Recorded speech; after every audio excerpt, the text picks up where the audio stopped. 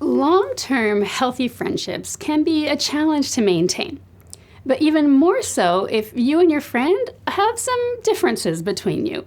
Now, specifically what I'm thinking of are cross-cultural friendships.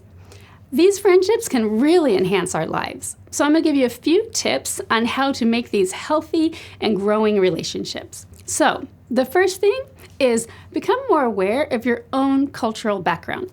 So some people will say, well, I don't have much of a culture.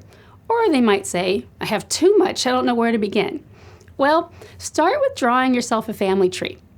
Talk to some family members about your background. Go back as far as you can in that family tree. See where people have come from. But more than that, know that culture is transmitted not just through where you came from, but also through values, beliefs that your family has held for generations maybe. Things they believe about religion, about politics, about what family relationships should look like, even about the way men and women should relate to each other. These are passed down through families and through cultures. The more you ask questions about where your values originated, the more you can better understand your personal cultural background. And of course, you'll develop greater self-understanding, but even more than that, you'll develop a greater sensitivity to the cultural background of your friends. So that's the first thing. Secondly, get to know your friend's cultural background. Now, we know that people love to talk about themselves.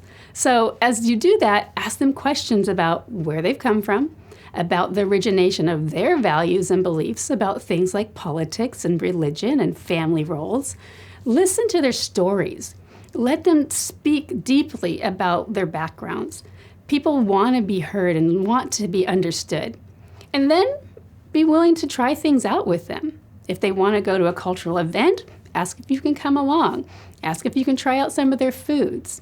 Maybe even ask how you say certain words in their language so that you can better understand how to communicate with them. The more we do that purposefully, the more people will feel that you want to connect with them, and that will build your relationship.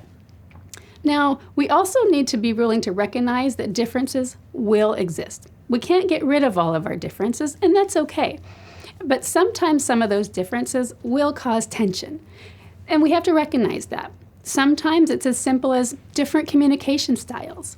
Sometimes those styles aren't just because of different personalities, but they're also because we come from different cultural backgrounds.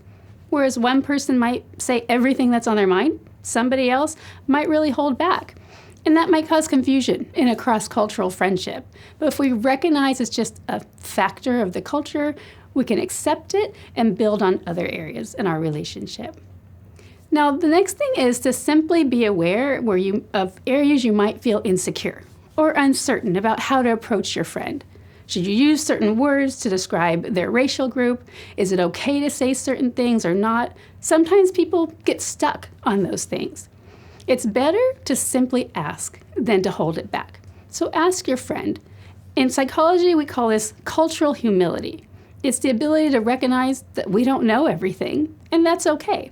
But to simply be willing to ask your friend and have an open communication related to those topics. So remember, everybody wants to belong in relationships. We all want to feel connected.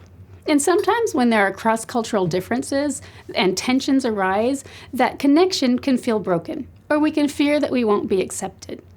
But we can manage that and deal with it even in a better way by being aware of our own differences, by opening up about our own cultural background and asking about others. As we do that, we can increase that sense of belonging and develop vibrant, healthy cross-cultural friendships.